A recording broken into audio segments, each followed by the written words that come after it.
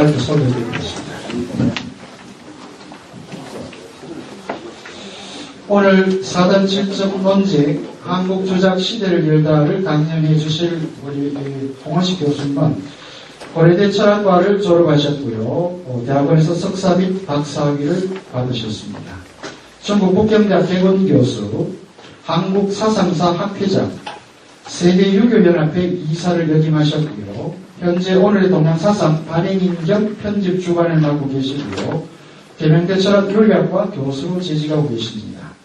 저서로는 한주 이진상의 생애와 사상, 한국 근대의 철학, 실학사상과 근대성, 중국의 종교와 사상 등 그 이외 다수의 저서와 논문을 갖고 계십니다. 홍원식 교수님을 앞으로 모시겠습니다. 시민 여러분 큰 박수로 환영해 주시기 바랍니다.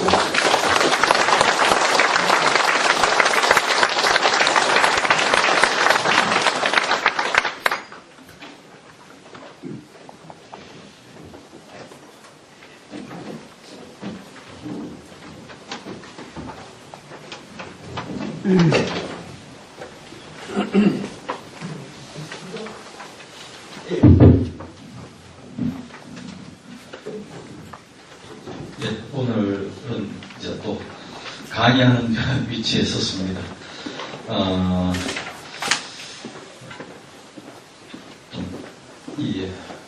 상당히 복잡한 무슨 특징이 됩니다. 이게 제가 잘못 말씀을 드리면은 좀 정돈을 했으면 이번 기회에 하셨다가 또 그 혼란스럽게 만들진 않을까 걱정이 됩니다. 그렇습니다만은 이 한국 사람이 되었다가 우리 앞에서 설명도 이재성 선생님께서 해주셨는데 그야말로 기념비적 하나의 논쟁이고 하나의 이정표라고 볼 수가 있습니다. 그래서 어찌 보면은 한국 사회, 그러니까 이 조선 그리고 그를 개성한 한국을 우리가 조금 심층으로 이해한다. 안으로 들어가서 이해한다. 할 때는 제가 보기에는 이 관문을 반드시 거쳐야만. 그래서 큰 맥락은 이런 거구나 라든가 또 내용은 이런 거구나. 이 정도만 파악하시면 이제 굉장한 그 성취, 저는 그 진입이라고 생각합니다. 그렇지 않고 조선사회를 바라본다. 사실 유학에 대한 이해 없이 조선사회를 본다는 것은 껍데기 보는 겁니다. 그리고 좀 더 들어가게 되면 유학에서 좀 더 들어가면 사람 침적 논쟁. 도대체 이게 뭔가 굉장히 부정적으로 평가되기도 했고 쓸데없다. 그것 때문에 망했다. 뭐 그런 면이 없지는 않습니다만 너무 좀 과한 책임을 돌려버린 게 아닌가.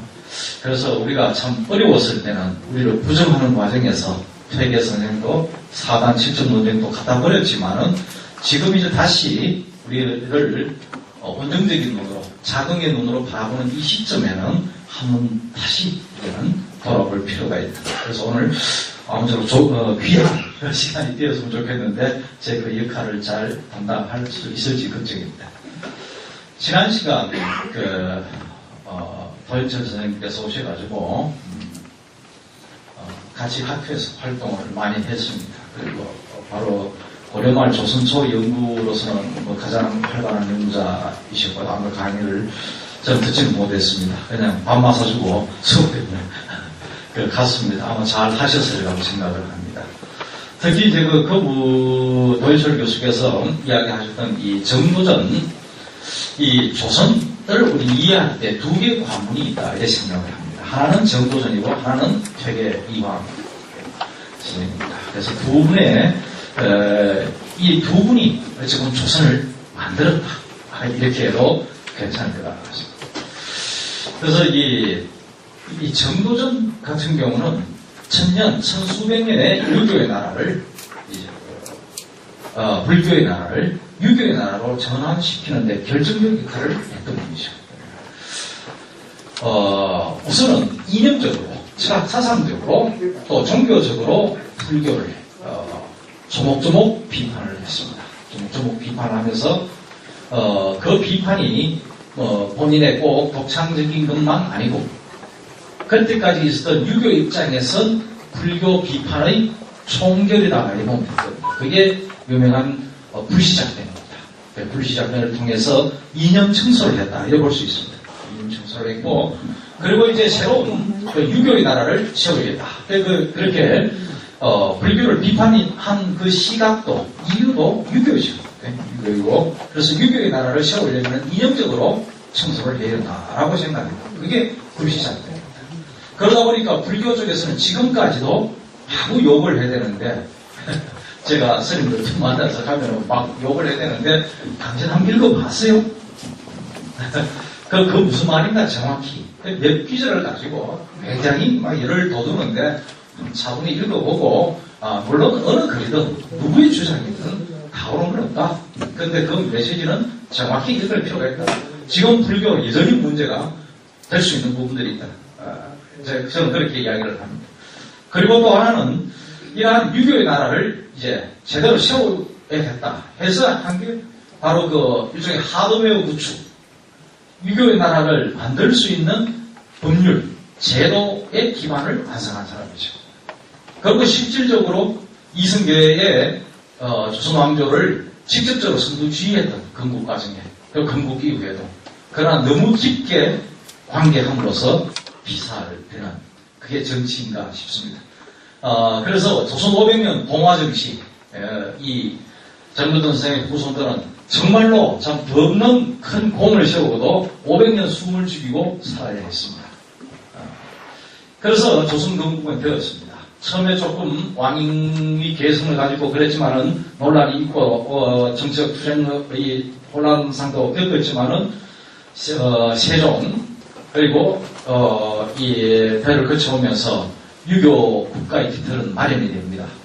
그런데 바로 또 세조가 수양대군의 정변을 일으키게 되면서 또 조선은 상당히 흔들리게 되고 나눠지게 되고 이런 과정에서 결국은 세조의 정변을 도운 세력들이 정권을 장악하는 우리는 흔히 그들을 훈파라고 부릅니다. 그리고 그에 맞서는 유교의 나라에 살아가면서 유교의 이상적 도덕 국가를 세우기로 서로 국시로서 내세운 그런 마당에 사실 세조의 정변을 도왔다. 그리고 그 사람들이 권력을 잡는다는 것은 어느 보로 보나 명분이 없는 겁니다.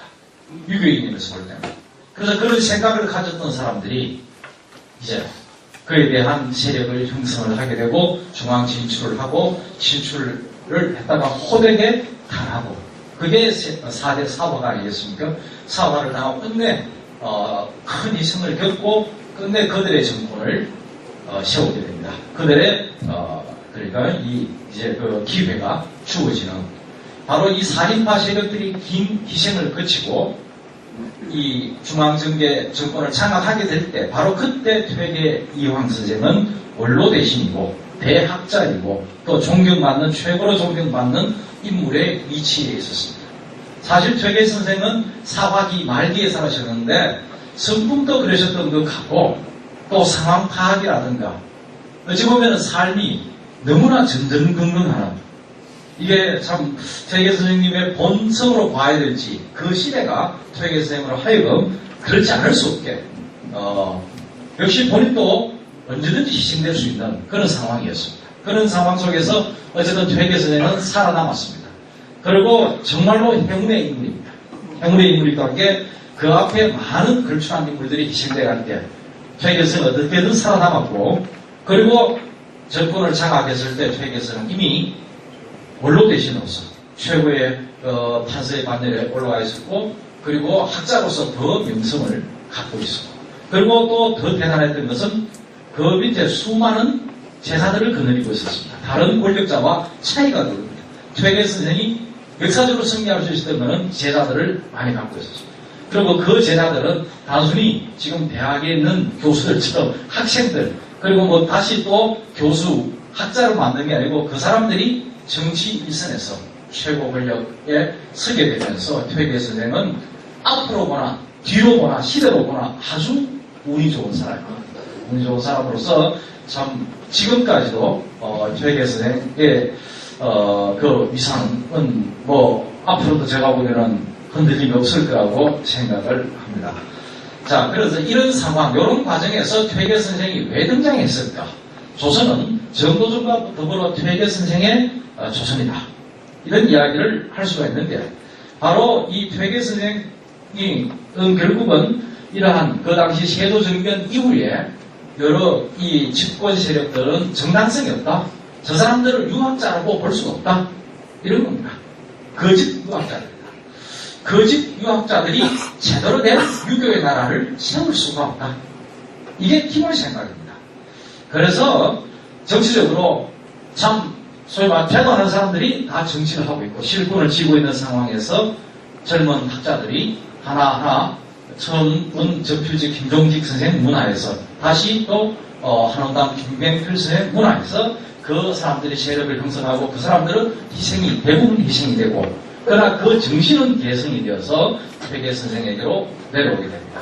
그래서 그 정신의 하나의 화신으로서 하나의 이념의 중앙에 서게 되면서 퇴계 선생이 된 거죠.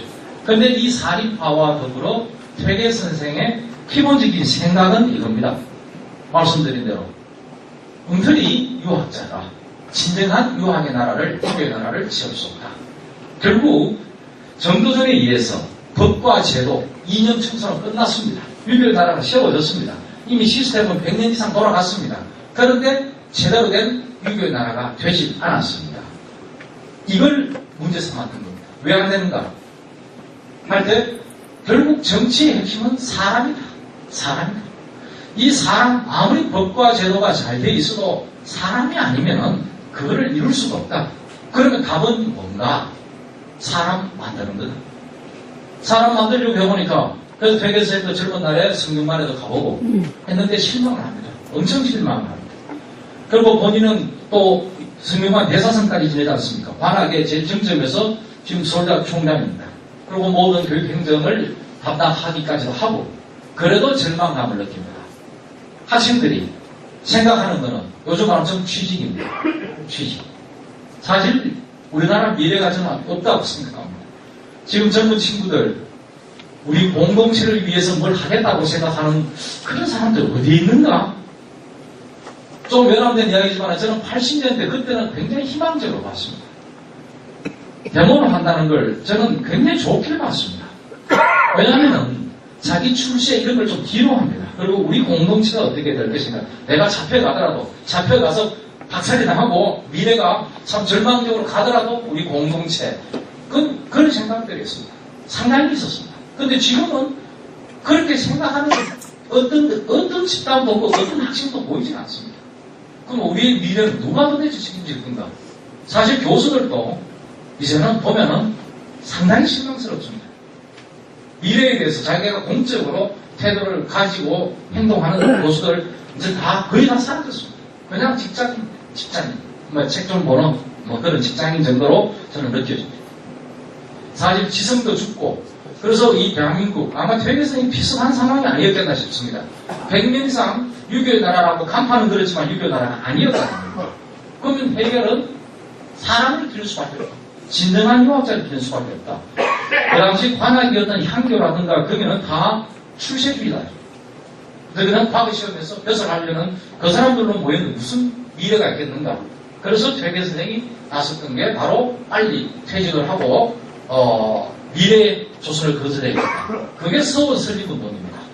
서원 설립운동은 순식간에 불이 붙었죠. 우리가 조선을 이해하면서 서원이라는 걸 이해하지 않으면 또 잘 이해되지 않는 측면들이 있죠. 바로 그리고 퇴계 선생은 제자들을 본격적으로 가르쳤고, 그리고 제자들과 학술 토론을 했고, 어찌보면 그 토론 과정에서 사단칠정 논쟁이 일어나게 됩니다. 그래서 이 사단칠정 논쟁, 이 사람에 대한 이제 그 본격적인, 그러니까 결국 사람을 제대로 된 유학자를 키워야 된다. 그래서 서원 설립 운동을 하고, 그러면 사람이다.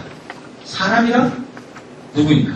인간은 무엇인가에 대한 그걸 집중적으로 토론하게 되죠. 그때 마침 중종 말년쯤 되면 성리대전이 중국에서 들어오게 됩니다.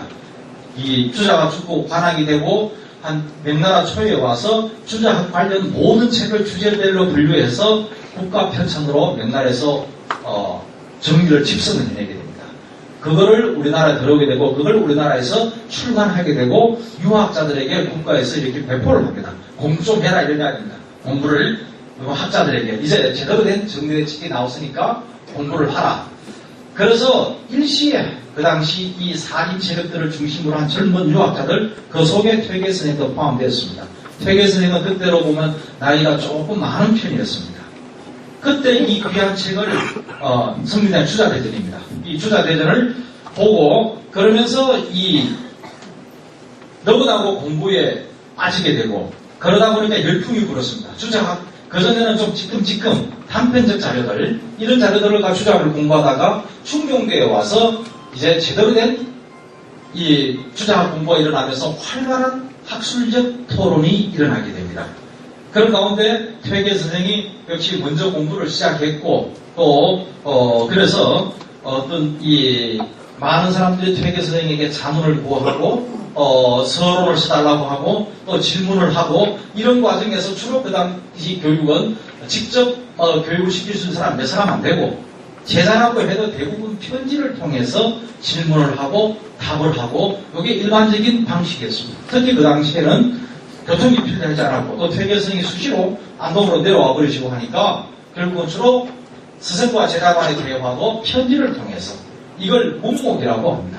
그리고 이렇게 학문적 물음을 하는 것을 질정을 구한다. 요즘도 질정하고 그리고 질문 1, 질문 2 해서 이렇게 편지로 보내면은 그에 대해서 다시 또 편지로서 답을 하고 이게 주로 대화 그리고 하나의 학문적 활동의 모습이었고 4단 7정 논쟁도 바로 이러한 맥락 속에서 이루어졌습니다.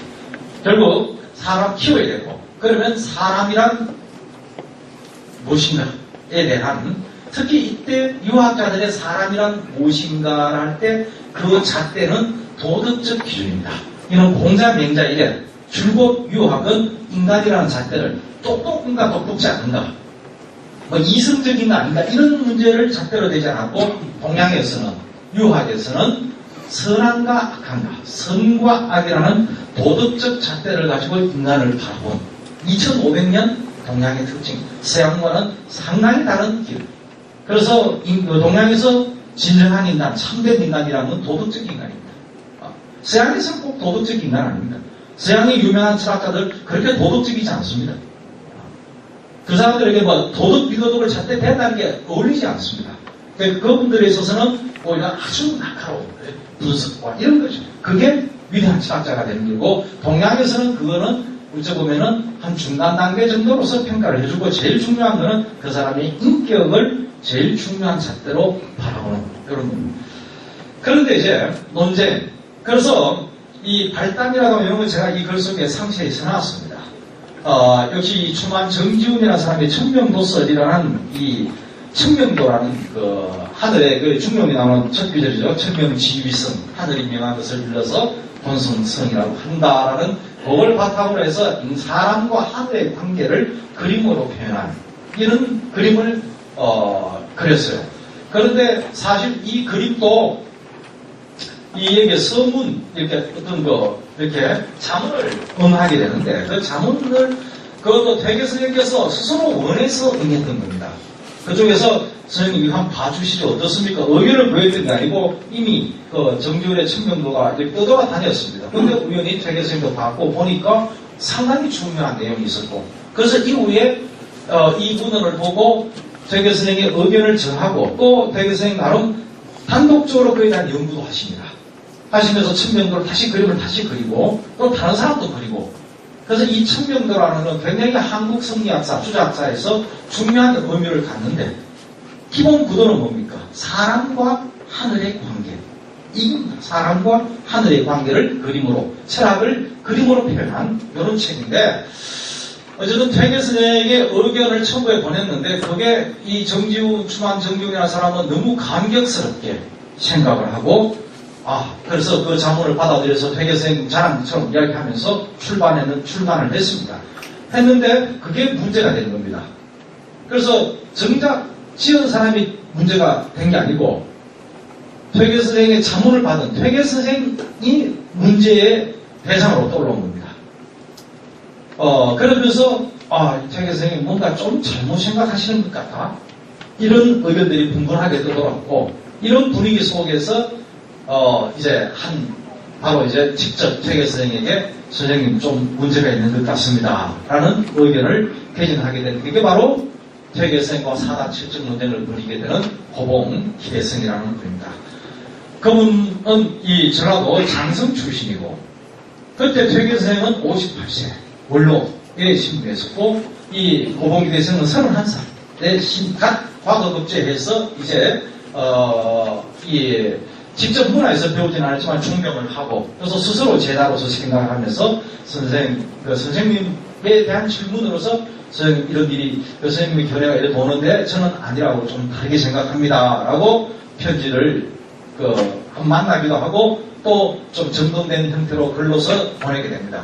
그래서 퇴계 선생이 그건 대수롭지 않게 생각을 하고 이렇게 조금 바꾸면 되겠냐? 이러면 되겠지. 라고 해서 처음부터 사단 칠적 논쟁은 굉장히 고봉기대에서는 굉장히 참 고민스럽게 어렵게 말을 꺼내는데 퇴계 선생은 처음에는 그다지 중요하지 않는 걸로 받아들였습니다. 그러다가 퇴계 선생이 그래서 질문지에 대해서 약간 몇 개 대충 꺾고 수정하듯이 그래서 이러면 되겠지 하고 하니까 웬걸요. 고봉기대에서는 이제 참았던 말을 합니다. 그렇게 간단하지 않습니다. 하면서 조목조목 이제 따라서 본격적인 질문이 오게 되고, 그에 대해서 퇴계 선생은 그 1년 공부를 합니다. 공부를 해서 답변을 합니다. 그때 제가 보기에 퇴계 선생 공부를 제일 많이 한 것 같습니다. 책을 다 주신 것 같습니다. 이것 다 주어서 그 질문에 답을 하려고 그러면서 회심의 미소를 짓습니다. 이 퇴계 선생님 이 천면도설에 자문을 해주면서 했던 가장 문제가 됐던 그 비절이 사단 이지발 실정 기지발 이라는 요 말이었는데 이 말에 대해서 이제 문제가 있다고 본격 질문을 던졌는데 퇴계 선생은 그에 대한 답을 그러니까 질문도 여러 개 항목을 갖습니다. 그래서 답변도 그 항목마다 장문의 답이 가게 되고 그 사이 한 1년 복구를 해서 답을 썼다 이런 거죠. 그런데 그에 대해서 그러면서 끝에 회심의 미소를 짓던 퇴계 선생은 본인이 했던 말 똑같은 비설을 찾아냅니다. 그래서 내가 이전에 공부할 때는 이 비설을 몰랐는데 내가 이 비설을 보니까 이제 내 말이 맞지, 됐지. 이런 식으로 일부러 제일 끝에 시큰 답을 다 해놓으시고 제일 끝에 그 이야기를 하면서 나도 공부가 참 적었던 것 같은데 요번 기회에 참 제대로 공부했고 자 이제는 더 이상 논쟁할 필요가 없겠지. 주자도 내 한 말과 똑같은 말을 했으니까 이랬습니다. 글로 끝남지겠죠. 손 털려고 했습니다. 책에서. 그런데 고봉기대성은 말을 그걸 보고 선생님 어떻게 우연하게 그냥 한 글자가 그냥 일치되는 한 귀절 나왔다고 해서 어떻게 그걸 같다고 볼 수 있습니까? 이렇게 하면서 이제는 몇 배의 분량으로 다시 퇴계 선생을 무슨 공부하는 태도에 대한 그 주장에 대한 왜 보면은 같은 귀절 나왔으니까 끝났지라는 이에 대해서 더 공격을 하면서 어떻게 문장 한 줄, 두 줄 같다고 해서 그렇지 않습니다 하면서 엄청난 분량의 질문을 던지게 됩니다. 그러면서 퇴계 선생은 결국 자신의 견해를 수정하고 그리고 또 그 이후의 논쟁은 계속 이어집니다만은 사실 이때에서 실질적 주장이라는 관점에서는 끝이 나게 됩니다. 그리고는 전체 도합 한 8년 정도 끌립니다만은 제일 이제 중요한 편지는 왕복 서한으로 볼 때 한 3차례 서로 주고받은 편지가 핵심적 내용이고 근데 그 사이 한 1년 공부하고 보내고 이러니까 시간이 그래서 그 장시간에 장문의 편지를 그것만 보아도 한 권의 책이 서로 논쟁한 내용만 해도 한 권의 책이 될 수 있는 분량이 됩니다. 그런데 이제 이 논쟁에서 우선은 젊은 신의 학자, 원로대학자 간에 치열하면서도 절제되면서도 이 한 그 논쟁의 모습 그리고 에서 우선 겉으로 드러난 그 모습에서도 우리는 높게 평가할 면이 있고 그리고 또 그 논쟁의 결과 한국 주장하기 이제 갈라집니다. 고봉기대에서는 논쟁이 끝나고도 퇴계 선생에 대해서 평생 선생으로서의 예우를 했고, 어찌 보면 퇴계 선생 마음속에 가장 뛰어난 제자라고 생각을 했던 것 같습니다. 사실 퇴계 선생에 가까이 모셨던 제자들은 상당히 좀 섭섭할 수 있는데, 퇴계 선생은 이 외생이라고 하지 않습니까? 두려운 제자. 이 고봉에 대해서는 참 전라도 출신의 한참 나이 어린 이 제자에 대해서 학문적으로는 경의를 표한 것 같습니다.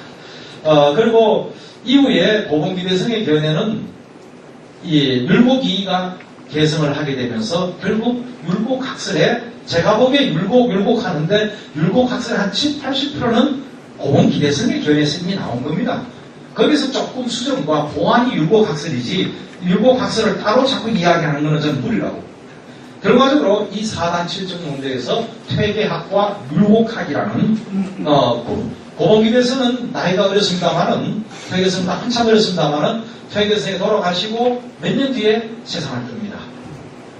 그래서 그리고 그 살아있는 동안에는 퇴계성에 대해서 논쟁은 거쳤지만은 깍듯이 스승으로서 대했고, 그리고 이후에도 지금까지도 양 집안은, 진성기 집안과 이 행주기시 쪽 집안은 고봉선생의 후에는 아직까지도 매년 조선시대 집안 내왕을 하고 서로 스승과 제자의 집안으로서 이해를 하고 있는 걸로 알고 있습니다. 그래서 후대에도 보면은 기대성은 전라도 사람이 가니까 기호학만 되겠느냐, 그는 학술이었고 개인적으로나 이런 점에 있어서는 퇴계의 제자로서 본인의 생각을 하고 있었습니다. 그런데 이제 율곡 선생이 이 고봉기대 선생의 견해를 이어받고, 그리고 그것을 좀 더 보강을 시켜서 퇴계 선생의 제자이죠. 율곡 선생도 제자입니다. 제자인데 결국 퇴계 선생이 돌아가시고 난 뒤에 유일하게 스승의 학설을 비판한 사람이라고 볼 수 있습니다. 그리고 제가 전번에도 이 자리에 한번 이야기했는 것 같습니다만은 퇴계 선생님이 그렇게 제자들을 크게 꾸중을 하지 않습니다. 약간은 제자들은 있습니다.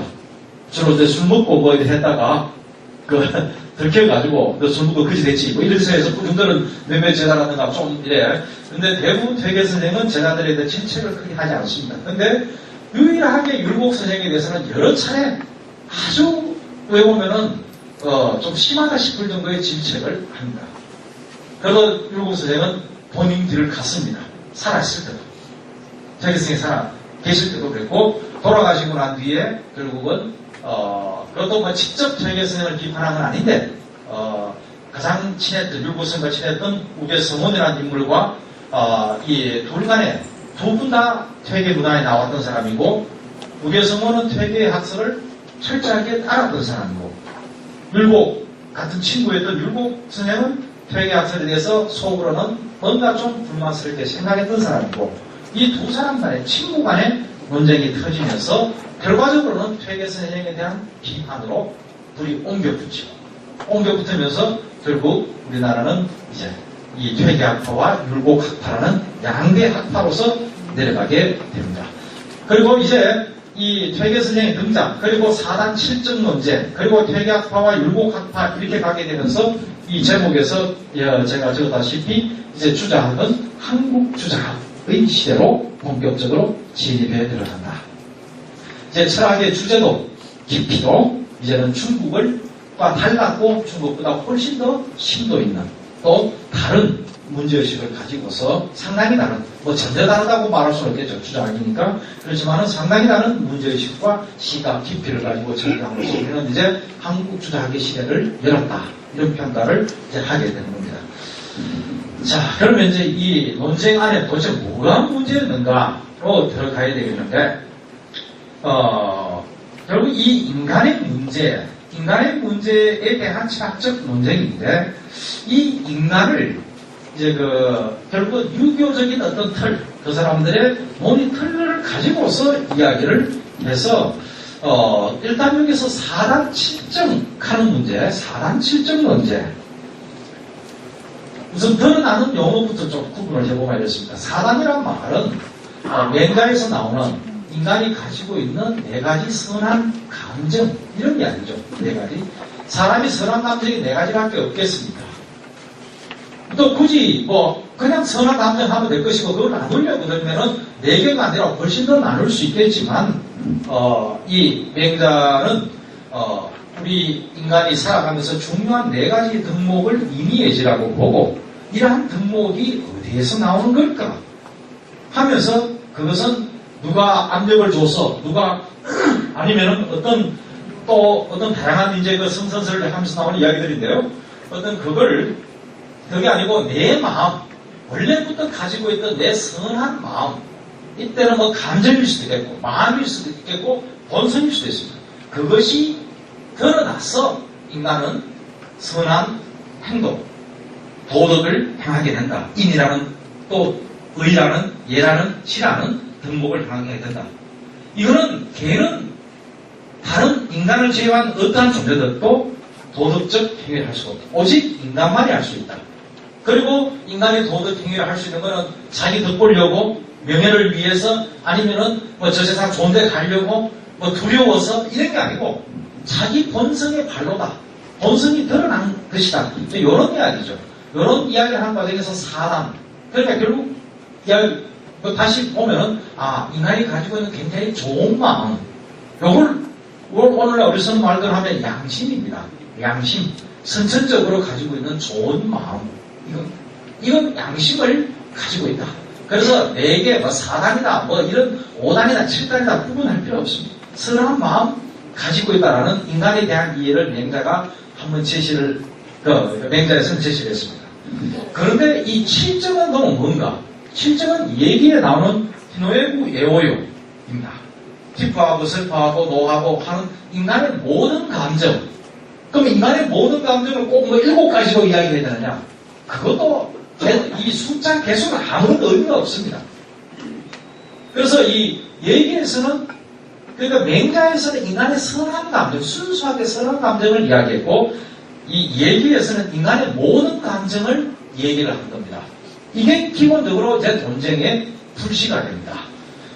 이 주장학자들은 사실 얘기는 얘기대로 딴 책이고 맹자는 맹자대로 딴 책입니다. 서로 다른 이론 체계와 그런 건데 주장학자들은 이제 맹자가 죽고 천수백 년이 지나서 유교 시대를 지나서 다시 유교와 불교와 도교가 각축하는 유불도 각축의 시대를 근천년을 지냅니다.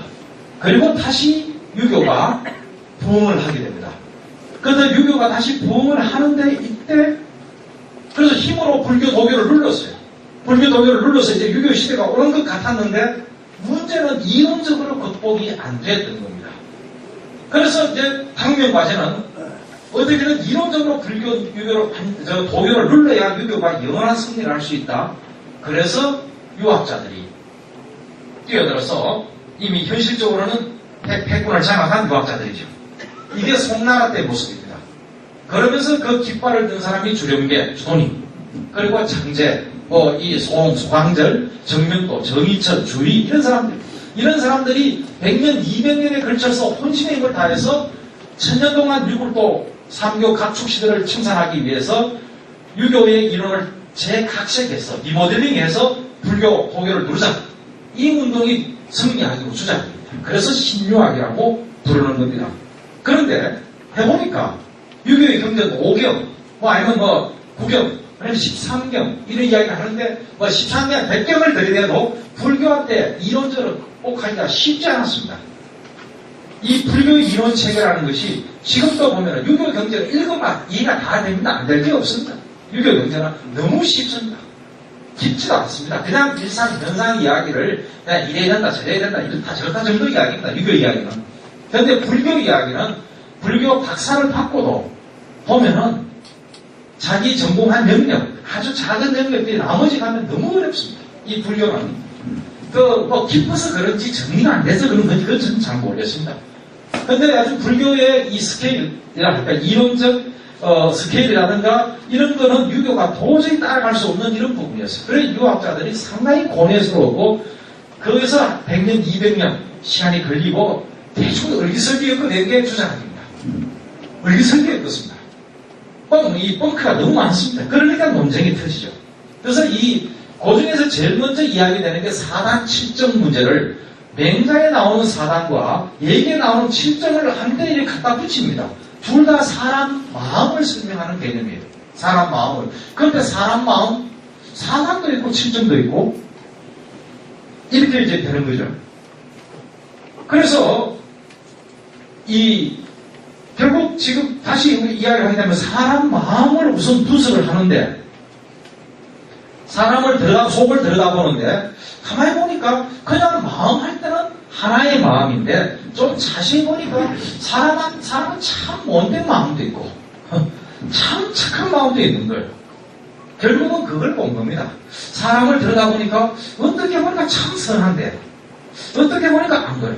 또 사람 따라서 저 사람은 참 선한데 이 사람은 안 그래. 내 스스로 봐도 어떨 때는 내가 하늘 같은 참 신고 같은 참 내가 이렇게 대단해 싶은 마음도 있는데 또 한편으로는 참 부끄럽게 짝이 없는 마음도 있고 그냥 사람 마음 속에는 두 마음이 있다. 결국은 그 맹자에서 어떤 문맥에서 이야기되었던 얘기에서 칠정이 어떤 문맥에 얘기되었던 논쟁으로 접어들면서는 결국 사람에게는 두 개의 마음이 있다로 일단 시작합니다. 두 개의 마음이 있다. 그런데 이 두 개의 마음이 있는데 이 두 개의 마음이 있다는 것까지는 다 동의해요. 주자학자들이. 그런데 이 두 개의 마음이 어떤 관계인가? 어떤 관계인가? 분명한 거는 완전히 선한 마음만 있는 것 아니고 인간에게는 완전히 악한 마음만 있는 것도 아니고 분명히 두 개의 마음인데 어떤 관계인가? 이게 첫 번째 중요한 하나의 논쟁의 포인트입니다. 그리고 다음은 이 주자학자들이 한 일 중에 이 인간의 마음의 문제를 본격적으로 이야기하는 건 맹자인데요. 맹자가 이야기를 하면서 인간에 대해서 굉장히 긍정적 시선을 보낸 거죠. 인간에게는 선한 마음이 있다는 거예요. 선한 마음이 있기 때문에 선한 행동이 있고 그래서 우리가 그 선한 행동을 이끌어내서 바로 도덕국가를 세워야 된다는 게 맹자의 이야기인데 긍정적으로 그래서 이 도덕의 문제 그러면 이 마음이 선한 마음이 어디서 왔지? 할 때 맹자는 아주 간단한 거 원래부터 가지고 있다 이야기했어요. 원래부터 가지고 있다.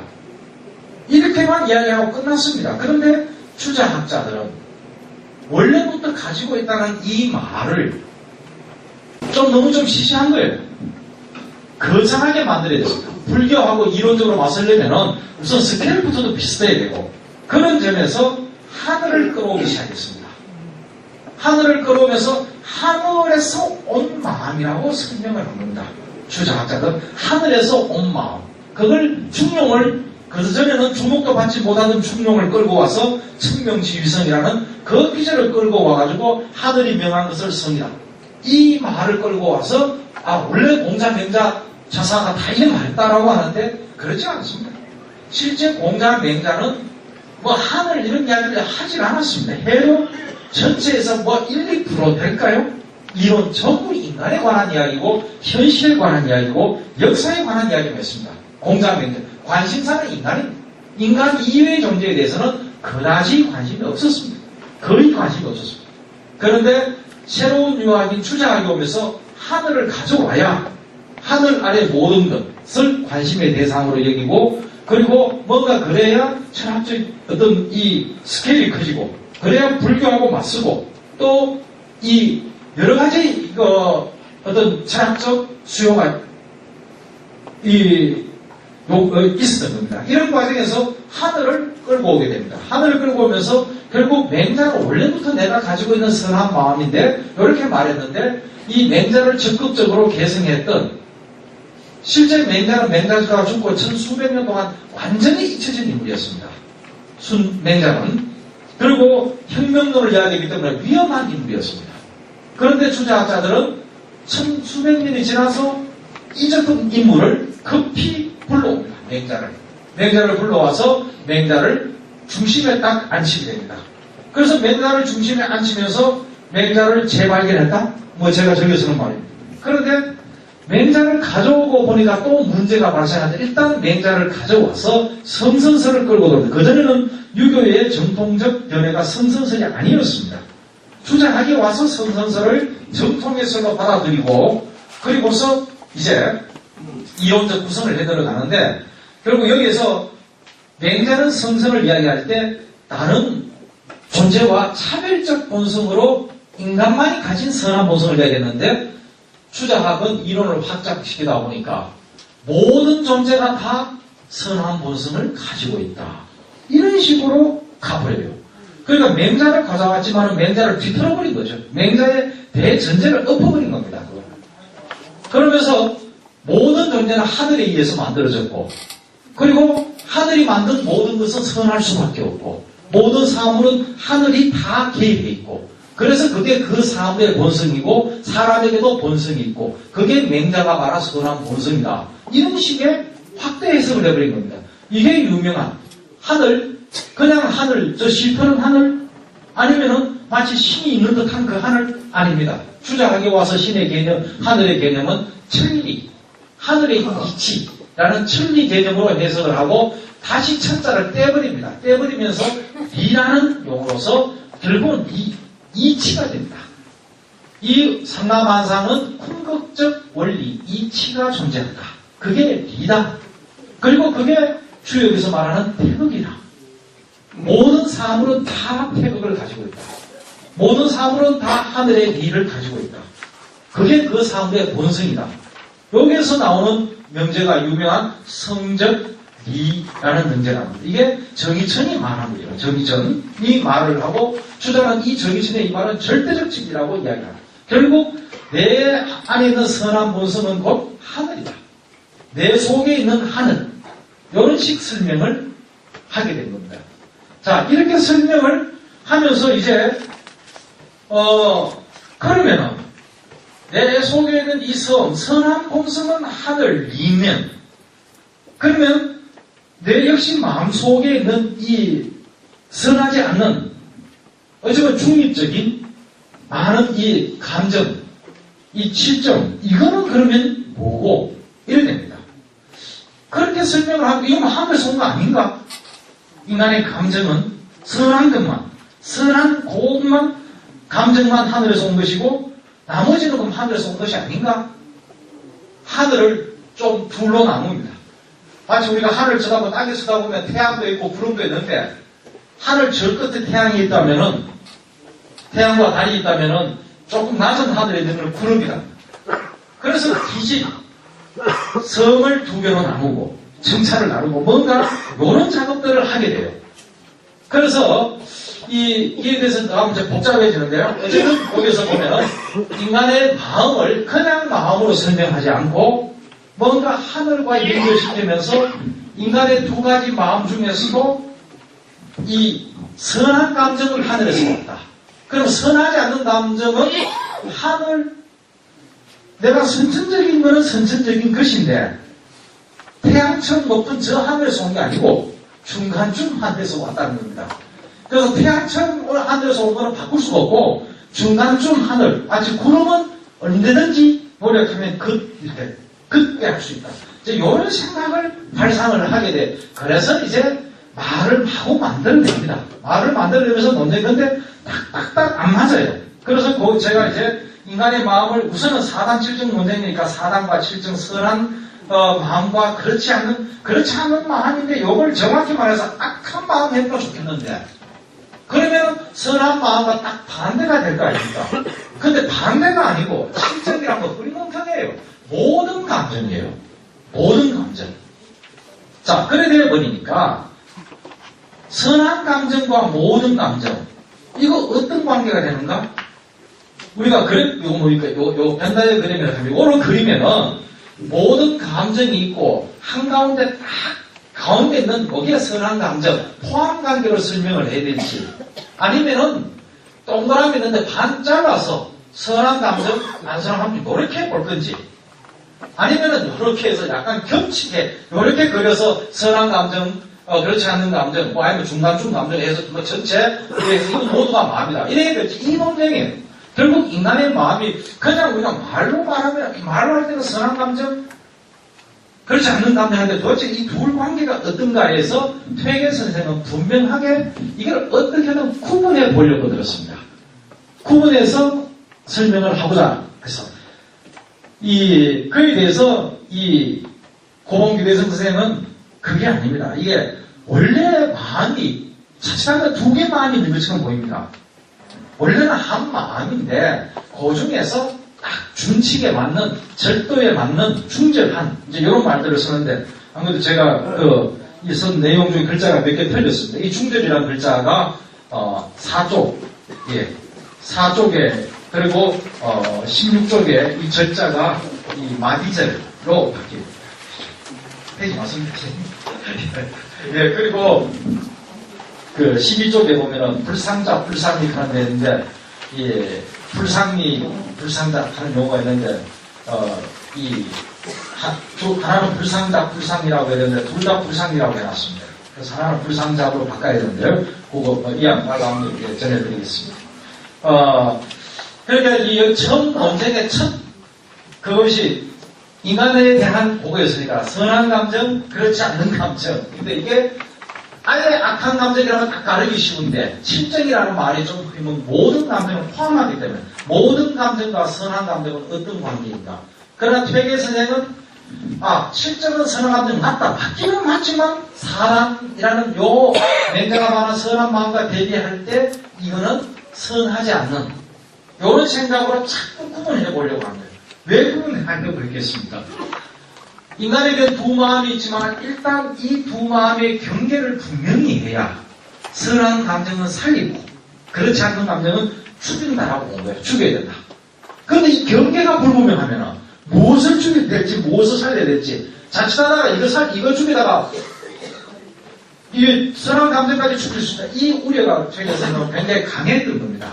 그래서 어떻게든 살려보려고 했는데 근데 실제 그 용어대로 보면은 가르기가 굉장히 어렵습니다. 말씀드린 대로 실정은 모든 감정이고 사단은 선한 감정이니까 포함관계가 될 수밖에 없죠. 근데 퇴계 선생은 그걸 반대를 했던 거예요. 마치 두 개의 감정이 있는 것처럼 적어도 하나의 마음이라고는 하지만 경계를 지을 수 있다고 본 거예요. 그러니까 고봉비대성을 위시한 제자들이 주자학을 공부했던 이제 한창 붐이 났다 했죠. 주자대전 오빠 열심히 너구하고 열심히 공부했던 이 사람들이 선생님 저는 책보에 안 그런데요. 이 장도 스님이 해석하시는 것입니다. 첫째 논란이 그겁니다. 퇴계선생 끝까지 안 버립니다. 논쟁 끝이면서 최고 수정한 내 때까지도 이에 대해서 자기 입장을 바꾸지 않습니다. 인간의 감정이 두 개는 동의한다. 그럼 한 마음으로 동의한다. 그러나 경계는 있다. 그럼 경계는 지워야 된다. 안 지우면 이거는 큰 문제를 일으킨다. 그런데 고봉기대성을 위시한 나중에 율곡 학파 쪽에서는 주자는 그렇게 말하지 않았습니다. 사단과 실정은 원래 뜻이 그렇지 않습니다. 그럼 끝까지 나오겠습니다. 그래서 둘 간에는 전혀 합의점을 보지 못합니다. 그에 대해서. 다음의 문제는 이 선한 감정의 이게 하늘과의 관계 문제입니다. 퇴계 선생은 이 선한 감정을 너무 아꼈던 겁니다. 그래서 흔해 빠진 여기저기에 있는 어쩌다가 생겨난 마음 이렇게 생각하고 싶지 않았습니다. 이거야말로 하늘이 주는 마음이다. 하늘과 같은 마음이다. 왜 보면 내 속에 있는 하늘이다. 내 속에 있는 태극이다. 뭐 종교적으로 말하면 내 속에 있는 하느님이죠. 이렇게 특별하게 출신 성분부터 구분해보고 싶었던 거예요. 그러니까 이거는 정말로 인간이 인간된 이유는 선한 본성이고 그 감정 그거고 그건 하늘이 인간에게 육신도 주고 뭐도 줬지만은 정말로 인간에게만 준 고귀하고도 고귀한 선물 이거는 맹자가 말한 사람 본성 이렇게 분명히 말하고 싶었던 거예요. 그러니까 실정은 어떻게 돼서 갈라져서 하늘 네가 아닌 기에다 갖다 붙인 거예요. 구름쯤에서 온 걸로 갖다 붙이고 싶었던 거예요. 출신 선물이 다르다는 거예요. 뿌리가 얕다는 거예요. 얼마든지 이거는 이 선하지 않은 감정을 돌릴 수도 있고 이렇게 통제할 수도 있고 이렇게 설정을 하고 싶어 했던 겁니다. 그래서 사단 이지발 발을 리 이렇게 이야기합니다. 사단은 리 천리에서 왔다. 그럼 실정은 선하지 않는 모든 감정은 이거는 다른 데서 하늘 아닌 뭔가 좀더 하늘과는 좀 낮은 뿌리가 덜 깊은 거기에서 왔다. 이렇게 이야기를 함으로써 요거는 언제든지 통제할 수 있다. 변화시킬 수 있다. 이렇게 일종의 이론적 세팅을 하고 싶었던 거예요. 그러면 아주 그림처럼 선명해지죠. 좋은 감정은 하늘, 안 그런 감정은 하늘 아닌 데서 왔고, 그래서 요거는 지키고 요거는 죽이고 요런 감정인데, 문제는 그렇게 바라보는 관점이 주자학의 교과서적 견해에서는 맞지 않는 거예요. 맞지 않습니다. 사단이든 칠정이든 다 감정이고, 그리고 모든 존재는 다 리와 기가 결합되어 있다. 그러니까 하늘에서 왔다, 천리에서 왔다, 사단은 리, 그리고 칠정은 기 이랬는데, 그거는 이 주자학, 원본, 원래 주자학 이론에 맞지 않다는 거예요. 사단이든 칠정이든 다 리와 기가 있다. 이게 주자학의 교과서 개념입니다. 모든 존재는 리와 기가 있다. 이 리와 기라는 개념도 주자학자들이 만들어낸 개념입니다. 공자, 맹자 앞에서 리기 이야기하면 전혀 못 알아듣는 이야기입니다. 전혀 못 알아듣는 이야기. 그러나 주자학자들은 우리의 자신들이야말로 공자, 맹자를 가장 잘 했다 하지만은 막상 공자, 맹자 앞에 잘 없고 리기 이야기하고 사단, 칠정선 이야기하면 공자, 맹자 전혀 못 알아들을 이야기 됩니다. 그래서 신유학입니다. 신유학입니다. 그렇게 이론적인 각색을 하지 않을 수가 없었습니다. 그래서 리기는 왜 등장했나 하면은 아까 말씀드린 대로 제가 이 공자, 맹자의 관심은 인간 현실입니다. 인간이고 인간의 현실 문제에 관심이 있었습니다. 그런데 불교는 보니까 인간, 이 현실은 다 헛거라고 이야기하셨습니까? 환이라고 얘기하고, 결국 우리의 모든 고통의 근원은 이 헛된 세상, 헛다리 짚었어요. 지가 스스로 허상을 바라보고 집착을 가지고 아집을 갖고 거기서 고통을 더 짐지우고, 누가 니한테 고통을 짐지우느냐? 네가 네 짐지우면서지. 결국 너가 이 현실을 힘들게 만들었어. 자업자는 결국 너 잘못이다. 결국 현실에 대해서 직시하라. 허라는 것을, 환이라는 것을 직시하라.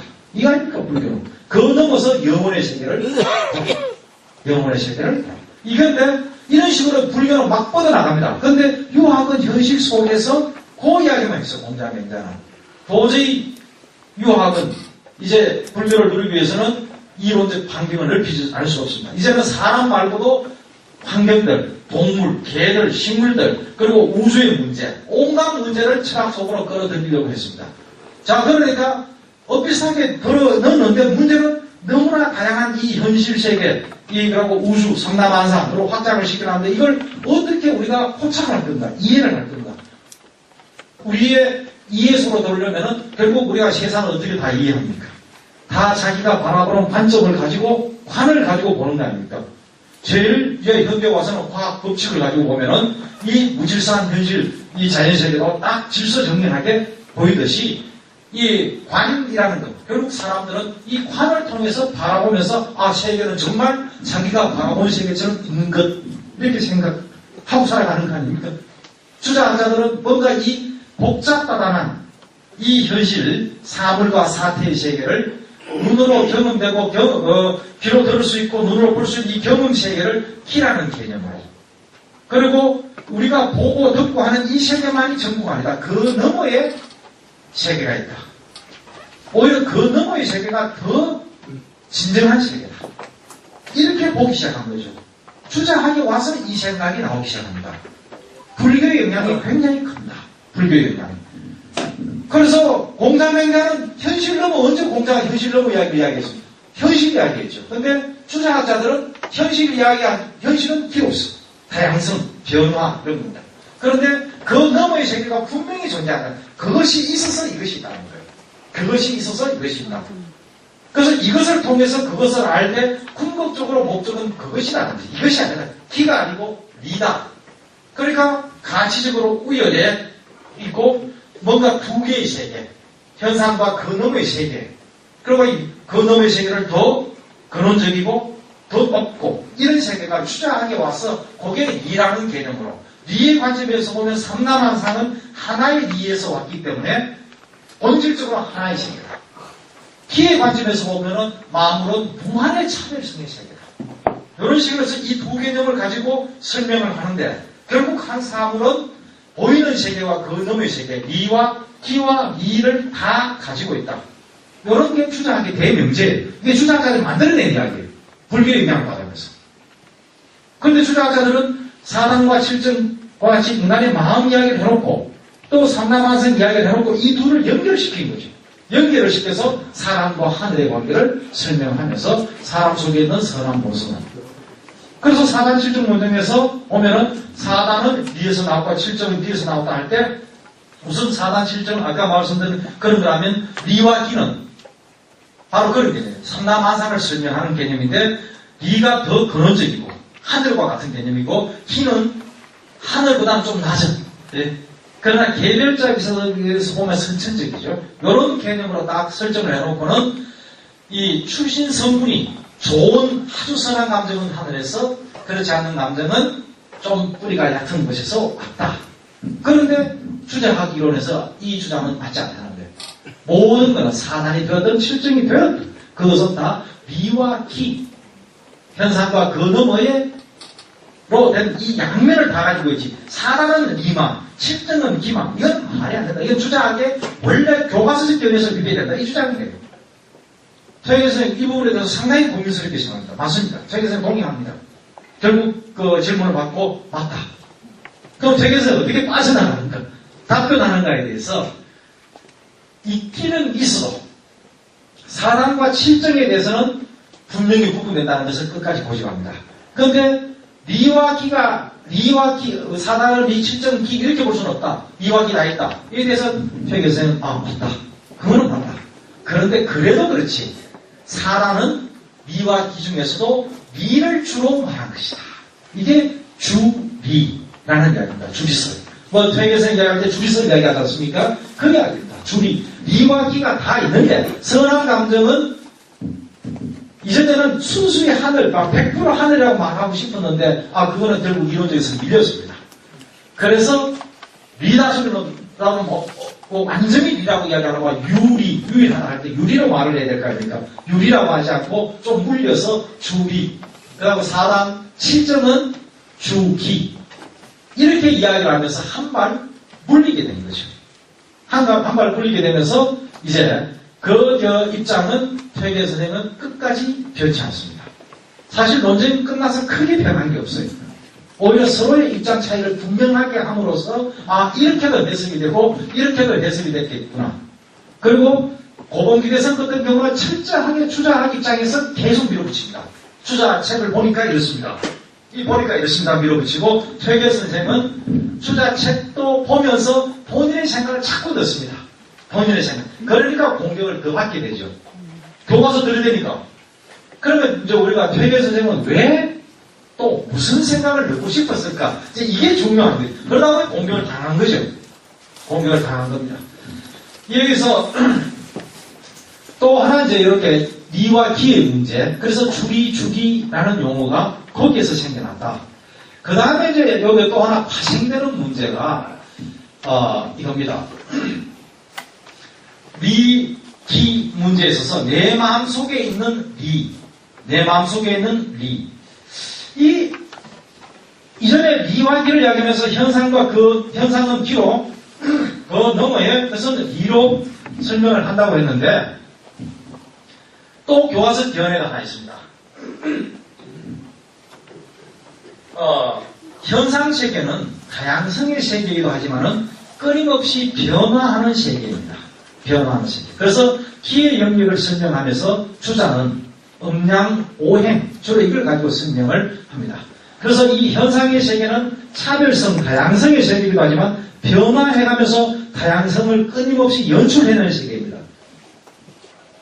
그래서 이전에 이것은 다음 이것이 아닙니다. 또 그 다음에 이것은 이미 그 다음에 이것이 아니고 끊임없이 변화해가고 차별을 보이는 세계. 그런데 주자학자들은 하나의 세계를 더 만들어내죠. 그 현상 너머의 세계, 원리의 세계, 변치 않는 세계. 변치 않는 세계, 이의 세계, 태극, 하늘이 왔다 갔다 하면 안 되겠죠. 하나님 왔다 갔다 하면 안 되고. 그거는 위치를 딱 지키고 있고, 그리고 거기에서 모든 것이 움직여야 된다. 이제 이런 관점이 그대로 있는 거예요, 주자학자들. 그게 이 태극입니다. 그래서 운동하는 것은 기고, 리는 운동할 수 없는 겁니다. 운동하면 상대화되어 버립니다. 하나님 갑자기 여기 있다고 여기 없어져버리고 저기 가 있어버리고 또 여기 없다가 저기 가버리고 이치가 유교로 말한다면 주작으로 말한다면 리가 천리가 이때는 이렇고 얼마 후에는 작년에는 이렇고 올해는 리가 바뀌어버리고 그럼 그 리가 안 되죠. 리는 불변하는 어떤 이런 식이에요. 그래서 운동하는 것은 기고, 운동하게 하는 것은 리다. 이게 주자학적인 견해입니다. 그런데 퇴계 선생은 이에 대해서 불만을 좀 갖습니다. 왜냐하면은 문제는 이 사람 밖의 리와 기라는 문제가 중요하지 않고 퇴계 선생은 오로지 이 관심이 사람 내부로 돌아오게 됩니다. 주자학은 거창한 이 세계는 어떻게 생겼고 그리고 사람은 이런 식 설명을 하면은 퇴계 선생은 사람은 먼저 묻고 사람 속의 하늘은 어떠한 모습으로 존재하는가를 묻습니다. 이게 한국 주자학의 가장 큰 전환점입니다.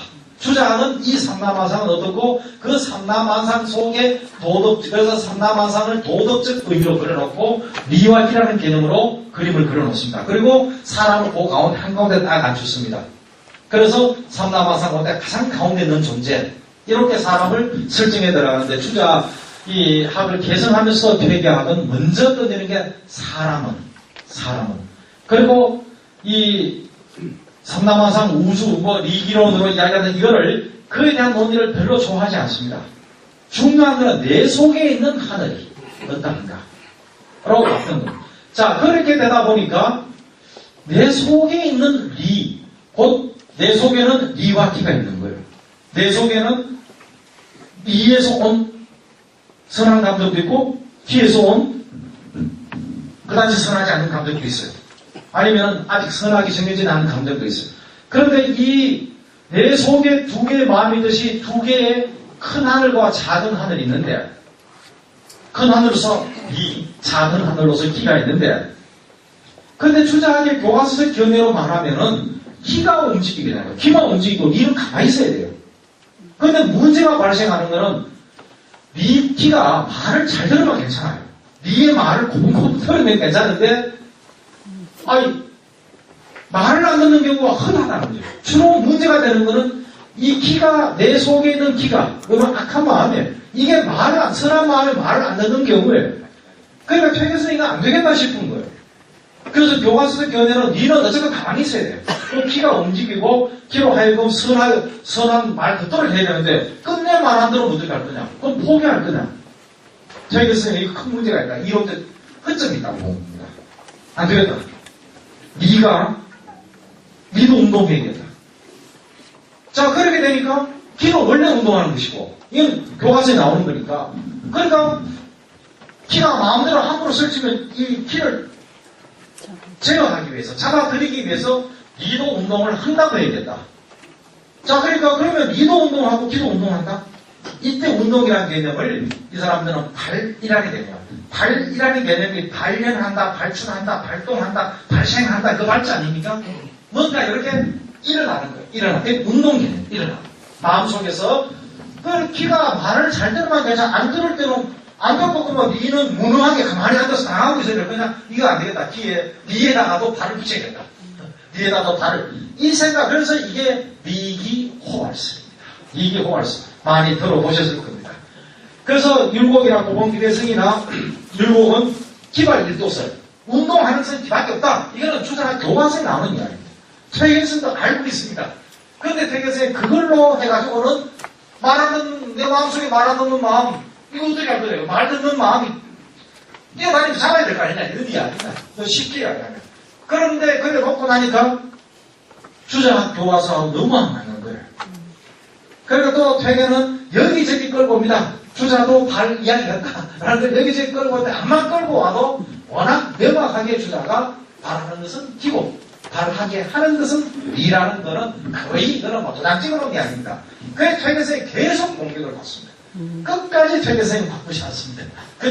그래서 논쟁이 끝나고 나면 남는 가장 큰 거는 영남 퇴계학파는 위기호활성 율곡학파는 기발일도설로 남겨냅니다. 결국 내 마음속에 선한 마음 그리고 그 뿌린 하늘 이게 직접적 운동력을 가느냐 안 나느냐 이런 식으로 이제 가게 되는데 논쟁은 이렇게 됩니다. 그래서 참 치열하게 벌어지지만은 그 용어를 따라서 마구 찾아다니면은 평생을 따라가도 해결이 안 됩니다. 결국 내려다봐야 됩니다.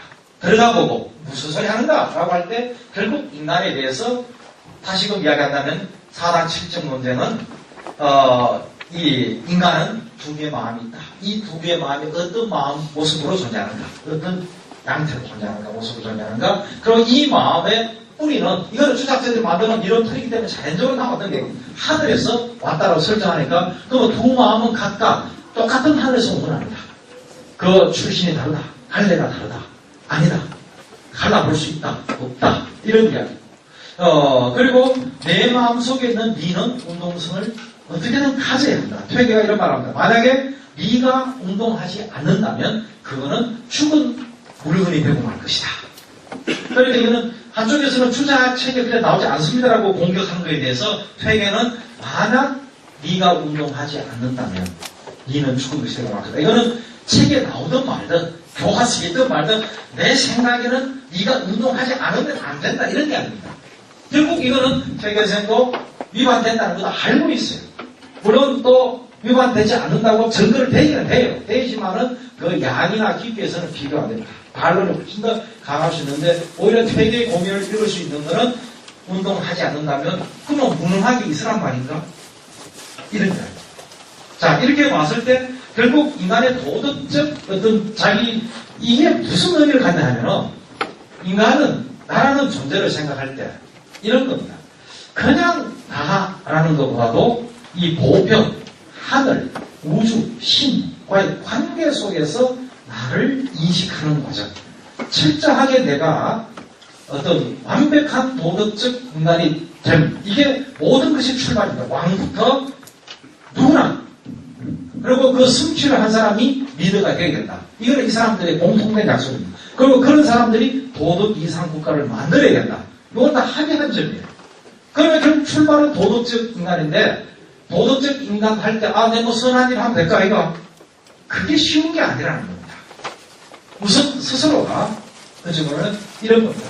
나를 그냥 한 인간이 아니고 하늘과의 보편자의 관계 속에서 내 관계 설정을 해야 된다는 거예요. 관계 설정해야 탄탄하게 내 말 하나, 내 행동 하나가 그냥 그게 아니고 그야말로 다른 사람의 관계, 온 나라와의 관계, 온 우주와의 관계 속에 있다. 이런 식의 이야기예요. 그래서 나라는 존재가 그냥 왔다 그냥 가는 게 아니고 하늘이 나를 보낸다. 하늘이 나를 보낸다. 하늘이 나로 하여금 뭐를 하게 한 것이 있다. 나는 하늘의 명을 따라야 된다. 그게 인간의 길이다. 라는 이런 거를 공유했던 사람들의 이야기입니다. 그래서 우선 도덕을 이야기하려면 맨 먼저 그 우주적 속에서 나라는 존재를 설정해야 된다. 라는 이야기고 그리고 이제 내 자신을 주목을 해야 되는데 내 자신을 들여다볼 때 인간이라는 것은 참 두 개의 마음이 있구나. 그렇지만 이거는 동등한 마음일 수는 없다. 하나는 좋고 하나는 나쁜 하나는 간직을 해도 하나는 없애야 될 마음이라는 것은 분명합니다. 그 마음에 대한 그래서 자신에 대한 정확한 자기 성찰, 자기 내면 내 마음이 왜 어디에서 어떤 계기로 어떻게 해서 참 선한 마음, 악한 마음이 일어나고 어떻게 움직이고 있는가에 대해서 자세히 들여다볼 필요가 있다는 겁니다. 그리고 어떻게든 이 선한 마음을 갈라보면서 퇴계는 이거는 하늘이 나한테 준 선물이기 때문에 없어질 수도 없고 없어져서도 안 된다. 없어져서도 안 된다. 이걸 보면은 내가 그냥 한 존재라고도 하늘이 보낸 존재다. 라는 강한 신념은 나의 어떤 생각과 행동을 강하게 뒷받침해줍니다. 이걸 퇴계생이 하고 싶었던 겁니다. 그래서 이거는 어찌 보면 나의 존재가 굉장히 좀 올라가는 면도 있지만 만약에 내가 도덕을 행하지 않았다 하면 뭐가 되나 하면은 그냥 단순히 도덕을 행하지 않았다, 법을 위반했다가 아니고 하늘의 명을 어긴 게 됩니다. 그래 되면은 엄청난 나한테 압박이 옵니다. 그래서 저는 이걸 도덕의 감옥이라는 이야기를 합니다. 주자학은 결국 한편으로는 인간의 존재를 하늘과 연관시키면서 굉장히 격상시킨 면이 있어요. 그리고 모든 존재는 그런 존재는 평등하다는 것까지도 나와요. 그 계급사회에서도 평등의 개념이 끌어냅니다. 그런 점에서는 인간 존재 그리고 평등의 개념이 나와서 굉장하지만 또 한편으로는 안 그랬을 때는 하늘의 명을 얻긴 게 돼요. 단순히 내가 도덕을 안 지킨 게 아니고 그래서 결국 조선이라는 사회는 도덕의 감옥 속에서 살아갔다고 볼 수도 있습니다. 누구도 자유롭지 못했다. 누구도 자유롭지 못했다. 그 감옥은 큰 시대적 전환이 있지 않고 개별적으로 선택하기는 너무나 힘들었던. 결국 시대가 가면서. 그래서 퇴계생의 어떤 그리고 이제 내 속에 네가 있다? 이 이야기를 뭐하면 내가 마음을 먹으면 내 마음 속에는 든든한 백그라운드가 있다. 하늘이 있다는 거예요. 그 하늘의 마음을 가지고서 언제든지 내가 마음을 먹으면 나는 선해질 수 있다. 내 자신을 내 의지대로 내 노력과 내 의지에 따라서 얼마든지 나를 만들어 갈 수 있다는 걸 말하는 거예요. 퇴계에서. 내 의지와 그러다 보니까 현실적으로 너무 인간의 감정, 특히 좀 좋지 않은 감정, 그런 욕망 이런 거에 대해서 너무 단호함.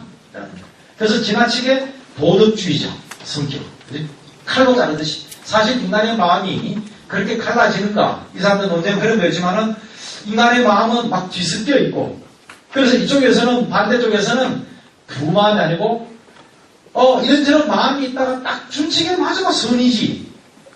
이렇게 이야기하는 거예요. 중절하면. 딱 준칙에 맞으면. 그리고 중절하지 않으면 그건 악이다. 이렇게 정도로 이야기를 하는데 퇴계 선생은 어떻게 하다가 딱 맞으면이 아니고 어떻게 하다가 딱 맞을 수가 없다는 거예요. 이 도덕이라는 것은 아주 긴장되고 철저한 교육과 자기 어떤 수양과 속에 나오는 것이지 하다 보면 어떨 때는 맞고 어떨 때는 안 맞고 이런 식의 그렇게 쉽게 어떤 되는 게 아니다. 그래서 분명한 구분과 어떤 아예 그 마음의 뿌리도 다르게 설정함으로써 이제 그리고 모든 것은 내 의지에 달렸다. 왜? 내 속에 하늘이 있다. 내 속에 하늘이 있기 때문에. 그래서 이 경공부 이런 이야기를 하지 않습니까? 다음 시간에 또 역시 되게 얘기하는데 어떤 우리 마음 도덕적 수양을 하면서 개별적인 사건을 쫓아서 마구 쫓아다니고 내 좋은 말 해야지, 좋은 행동 해야지. 이거는 너무나 많은 케이스가 있기 때문에 쉽지 않다는 거예요. 결국 내 말과 행동 모든 것은 내 마음에서 나온다. 근데 내 마음에서 나오는데 마음도 언제 딱 마음 먹을 때 마음 먹을 때가 결정돼요. 내가 이렇게 마음 먹느냐 저렇게 마음 먹느냐에 따라서 확 달라진다는 거예요. 내가 이렇게 마음 먹으면 말도 이렇게 나오게 되고 행동도 이렇게 나오게 되고 거꾸로 또 나쁘게 마음 먹으면 말도 행동도 나쁘게 결국은 그 마음 먹는 그 지점이 결정돼요. 이게 의라고 말합니다. 성의가 있다 할 때, 성의가 할 때, 마음 먹음, 이런 뜻입니다. 그리고 어떻게 마음을 먹어야 돼? 하늘처럼 마음 먹으라. 이게 성자입니다. 성의 할 때 정성성자가 하늘처럼 마음 먹으라. 이게, 근데 문제는 특히 윤복 선생이 이거를 강조를 많이 해요. 퇴계 선생도 강조를 해요. 근데 문제는 퇴계 선생은 하늘처럼 어떤 사건이 발생할 때 하늘처럼 성년처럼 마음 먹으려 하는데 문제는 내 마음이 새카만데 마음 먹어지냐는 거예요. 그렇게. 그래서 퇴계 선생은 마음 먹을 때도 중요하지만 마음 먹기 전에 평상시 24시간 늘 공부가 필요하다는 거예요. 그게 경공부입니다. 경공부. 자나깨나 앉아서 늘 도덕적 긴장감 속에 절제하고 이게 퇴계 선생의 경공부. 그래 경계 철학자 퇴계. 그러니까 아주 철저한 근본주의자시오. 퇴계 선생님은 그러니까 성과 내 마음속의 성과 말의 현실에 대해서 성과하게 되는 분명한 구분과 그걸 중시하는 이게 영남학파의 특징이고 이게 나중에 당쟁과의 가수로 그대로 드러납니다. 이 성향이 영남 사람들의 성향이 좋아 좋고 안 좋고 이런 게 아닙니다. 영남. 근데 이 경기도 기호 쪽은 그렇게 성과 악을 생각 속에 나누지만 현실에서는 그렇게 잘 나누어지지 않는다. 이런 식으로. 이런 건 토론하면서 한번 이게 파장이 어떻게 가는가 이런 이야기들은 일단 그러니까 굉장히 의지주의적인 얘기죠. 내 마음속에 하늘이 있기 때문에 그 하늘을 믿고 최선을 다하라. 그렇지 않으면 하늘을 위비하는 것이다. 라는 게 퇴계 선생이 말하고자 하는 핵심. 사람 직접 논쟁을 통해서도 그렇고 또 퇴계 선생의 기본 이론체계가 그렇습니다. 그리고 퇴계 선생의 이론체계는 사람 직접 논쟁을 거치면서 비로소 완성이 됩니다. 그래서 공부 많이 했습니다. 사실은 퇴계 선생은 참 착각한 후배하고 논쟁을 하면서 제대로 공부하고 본인의 습을 세우게 됩니다. 예, 이상 마치겠습니다.